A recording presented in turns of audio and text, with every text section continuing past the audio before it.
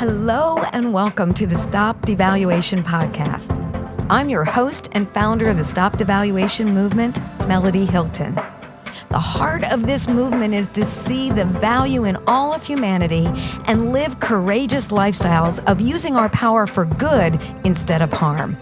We can affect change by choosing validation over judgment, and I hope you'll take your place and make a positive impact in this world.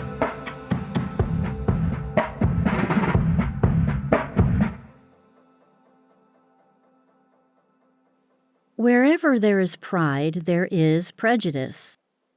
The inordinate superiority of pride has manifested itself both subtly through stereotypes, bias, and assumptions, and overtly through blatant acts of vile injustices. History cannot record the enormity of this man-made epidemic. However, it has painfully influenced generation after generation. Pride, prejudice, and injustice are abuses of power. Injustices as old as humanity. Pride generates a mindset of devaluation to anyone or anything that does not meet its inflated standards. It is the bedrock to the arrogance of supremacy. Every type of supremacy is nauseatingly evil.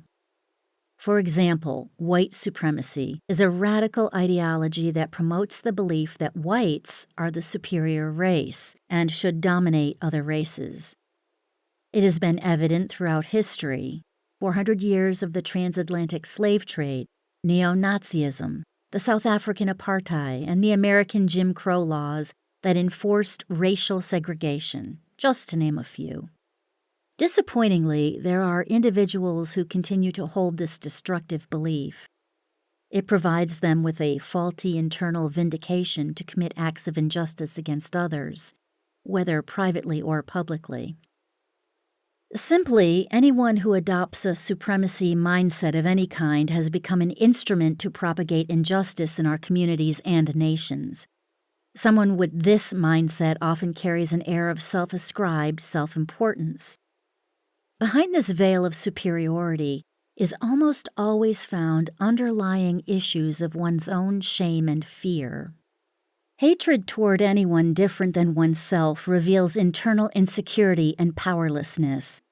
You see, the fear-based actions of pride and prejudice are often internally driven by weakness, the very opposite of what is being outwardly portrayed. Hatred of others can only exist in a person who secretly hates themselves. In order to silence prejudgment, we must assess the thoughts and voices of bigotry that we entertain internally.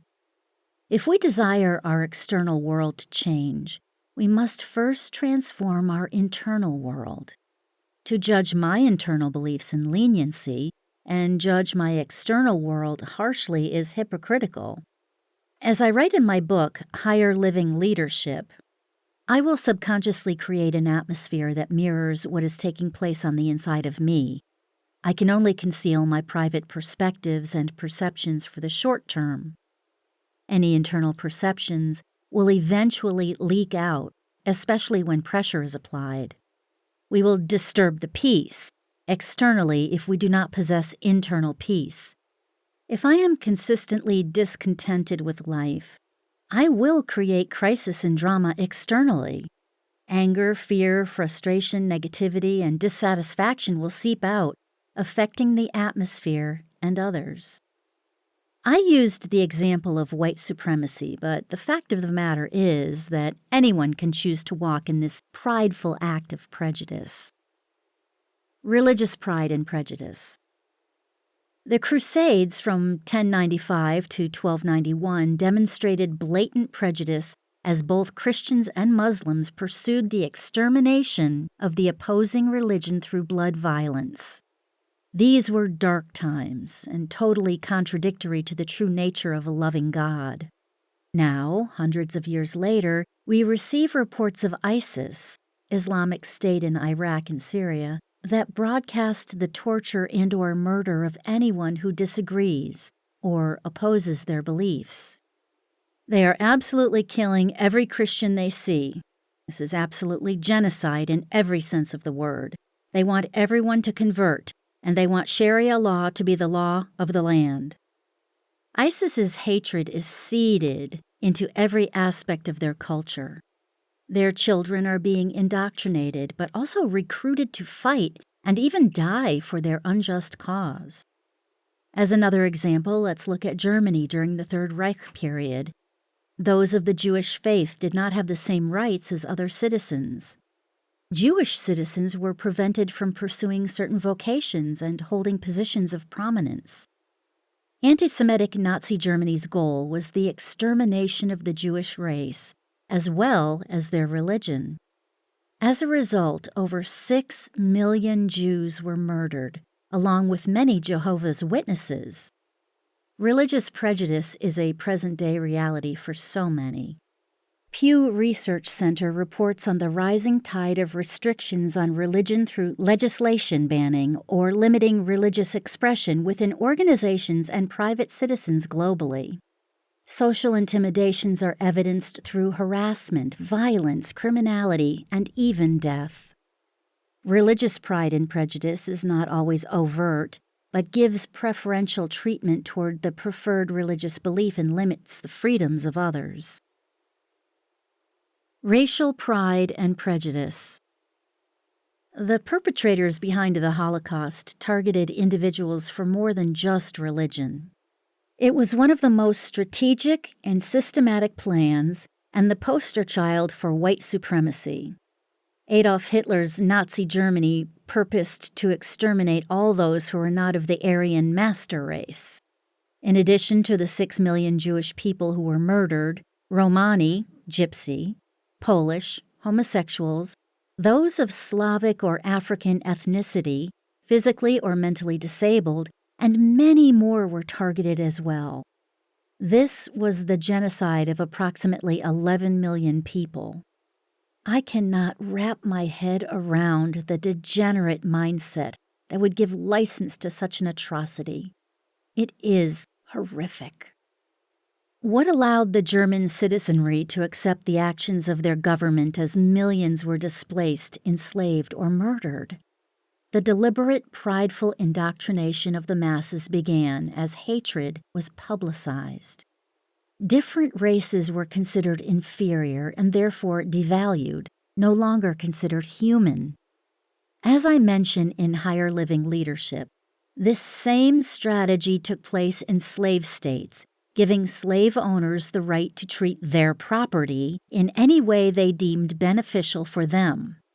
For the most part, the treatment of those African descent in the United States was inhumane, cruel, and devaluing. Slaves were punished by whipping, shackling, hanging, beating, burning, mutilation, branding, and/or imprisonment. Pregnant women received the most horrendous lashings. Slave masters came up with unique ways to lash them so they could beat the mother without harming the baby. Slave masters would dig a hole big enough for the woman's stomach to lay in and proceed with the lashing. The South African apartheid laws divided the racial groups as they lived and grew separately. They could not integrate socially, and intermarriage was prohibited. The result was an advantaged minority versus the disadvantaged majority. One race was deemed superior while the others inferior, which is foundational to all forms of racial pride and prejudice. The sad reality is that today racial prejudice continues to be a painful experience for far too many. I will unpack this more in future chapters. It's time for a paradigm shift.